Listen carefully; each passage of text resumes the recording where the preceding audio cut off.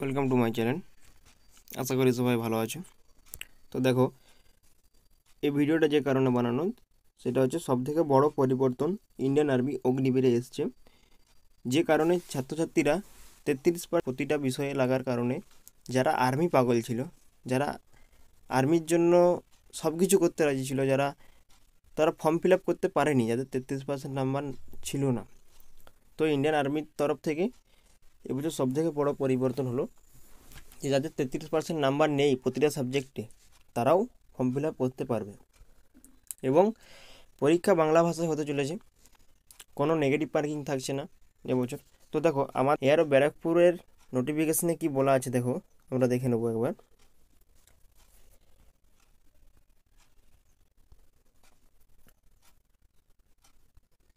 দেখো বন্ধুরা, কি বলা আছে, নোটিফিকেশানটি আমি খুলে নিলাম। তো দেখো, এটা হচ্ছে আর্মি রিক্রুটমেন্ট অফিস ব্যারাকপুর। এটাতে যেটা বলা আছে, সবথেকে বড় পরিবর্তন আমাদের যেটা হয়েছে সেটা দেখে নাও। অগ্নিবীর জেনারেল ডিউটি অগ্নিবীর আসার পর থেকে বা অগ্নিবীর আসার আগে যে আমাদের কোয়ালিফিকেশান লাগতো সেটা ছিল টোটাল আমাদের 45% নাম্বার লাগতো। এর সাথে সাথে প্রতিটা সাবজেক্টে আমাদের 33% করে নাম্বার লাগতো। তো এবছর সবথেকে বড় যে পরিবর্তনটি করা হয়েছে আর্মির তরফ থেকে সেটা হলো, টোটাল তো আমাদের 45% নাম্বার লাগছে, কিন্তু টোটাল যে 7টা বিষয়ে 45% নাম্বার থাকবে সেটা নয়। আমাদের এখানে কি বলা আছে দেখো, 5, এখানটা দেখো ভালো করে, 5 বেসিক সাবজেক্ট। তো এটা বলতে চাইছে যে আমাদের মাধ্যমিক যখন দিয়েছিলাম তখন যে 7টা বিষয় ছিল, তার মধ্যে 5টা যে সাবজেক্ট আমাদের আছে, 5টা সাবজেক্টে মিলিয়ে আমাদের 45% নাম্বার থাকতে হবে এবং ওই 5টা সাবজেক্টে আমাদের প্রতিটাতে 33%-এর নাম্বার থাকতেই হবে, 33% করে নাম্বার থাকতেই হবে। এরপর দেখা গেল দেখো, তোমার 5টা সাবজেক্টের মধ্যে সবই 55, 50, 45 আছে এবং 5টা বিষয় মিলিয়ে তোমার যেটা হচ্ছে সেটা তোমার 40% নাম্বার হচ্ছে 5টা বিষয়ের নাম্বার ধরে। তাহলে তুমি জিডিতে ফর্ম ফিল আপ করতে পারবে না, কারণ সেই 5টা বিষয়ে 5% নাম্বার হতে হবে, প্লাস তোমার সেই 5টা বিষয়ে 33% করে নাম্বার থাকতে হবে। এরপর দেখো, অগ্নিবীর টেকনিক্যালে কি বলা আছে। টেকনিক্যালে যেটা বলা আছে, টেকনিক্যালে কোনো পরিবর্তন করা হয়নি। এইচএস পাস, সায়েন্স বিভাগ থেকে, ঠিক আছে। এটাতে তোমার যেটা ছিল সেমই আছে, 50% নাম্বার থাকতে হবে 50%, আর প্রতিটাতে থাকতে হবে 40% করে। বয়স দেখো সেমই করা আছে, কোনো পরিবর্তন নেই। এরপর দেখো, সবথেকে বড় পরিবর্তন যেটা এসছে সেটা হলো অগ্নিবীর 10 পাস আর অগ্নিবীর 8 পাস। অগ্নিবীর 10 পাসে কি বলেছে দেখো, 2024-এ যে আমাদের নোটিফিকেশান ছিল সেখানে আমাদের যেটা বলা ছিল সেটা ছিল যে ইচ সাবজেক্টে 33% করে নাম্বার লাগতো। এই অগ্নিবীর 10 পাসে কোনো টোটাল পার্সেন্টেজ জিডির মতো কোনো কিছু বলা নেই, জাস্ট বলা ছিল যে ইচ সাবজেক্টে 33% নাম্বার লাগতো। এবারে কি বলা আছে দেখো, সিম্পল 10 পাস, তার সাথে সাথে 5 বেসিক সাবজেক্টে তোমার লাগবে 33% করে নাম্বার। এরপর দেখো, তোমার দেখা গেল যে তোমার বাংলাতে আছে 40, ইংলিশে আছে তোমার 45, ম্যাথে আছে তোমার 60, সায়েন্সে আছে তোমার লাইফ সায়েন্সে আছে তোমার 35, তারপরে তোমার আছে এদিকে জিওগ্রাফিতে আছে তোমার 50। দেখো 1, 2, 3, 4, 5টা সাবজেক্টে কিন্তু তোমার সবই 33-এর উপরে নাম্বার থাকছে।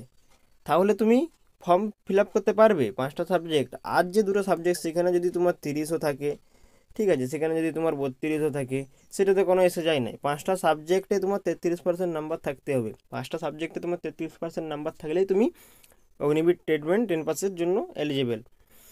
এরপর দেখো, যদি কারো চারটা বিষয়ে যদি 33%-এর উপর, মানে 33% মানে 33 নাম্বারের উপর যদি কারো নাম্বার থাকে এবং 3টাতে যদি 33-এর নিচে থাকে তাহলে কিন্তু সে ফর্ম ফিল আপ করতে পারবে না।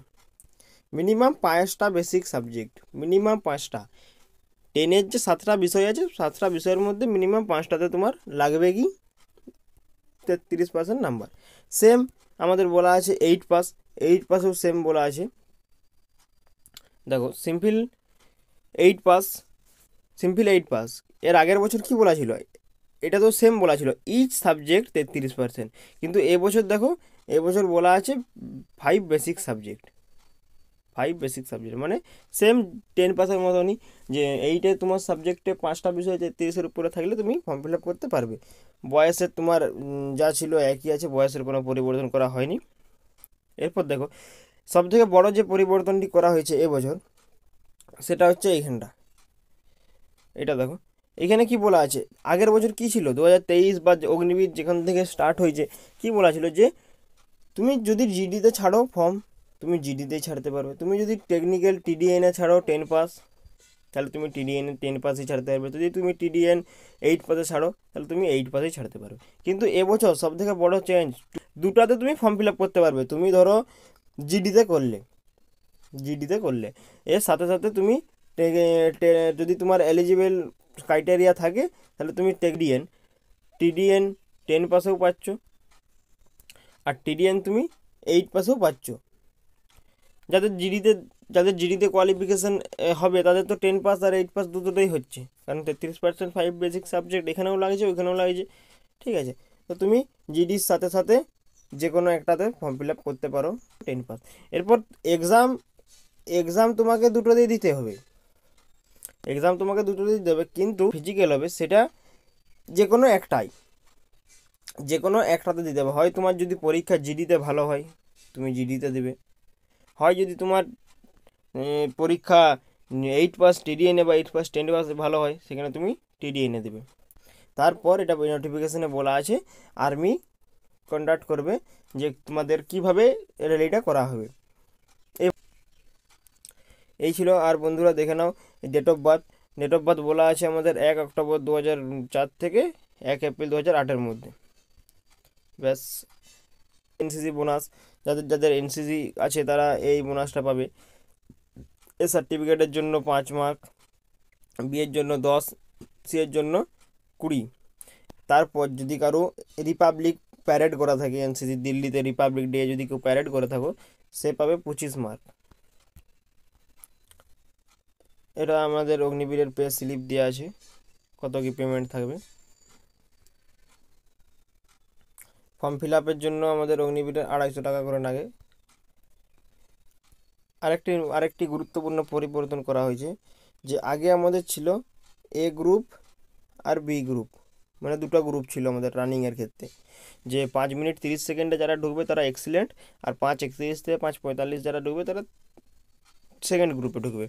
ফার্স্ট গ্রুপের নাম্বার ছিল আমাদের 60, সেকেন্ড গ্রুপের নাম্বার ছিল 48। ফার্স্ট গ্রুপে পুল আপ যদি কেউ 10টা মারতো তার 40 মার্ক ছিল, আর 9টা মারলে 33 মার্ক ছিল। এটা ফিজিক্যালের নাম্বার যোগ করে রিটার্নের নাম্বার যোগ করে তারপর ফাইনাল মেরিট আসতো। এবছর একটি নতুন পরিবর্তন, আরও দুটো গ্রুপ বাড়িয়ে দেওয়া হয়েছে, গ্রুপ 3 আর গ্রুপ 4। দেখো এখানে 46 থেকে 6 মিনিট হচ্ছে থার্ড গ্রুপ, আর 6 মিনিট 1 সেকেন্ড থেকে 6 মিনিট 15 সেকেন্ড পর্যন্ত ফোর্থ গ্রুপ। তো বন্ধুরা এই ছিল আজকের ভিডিও।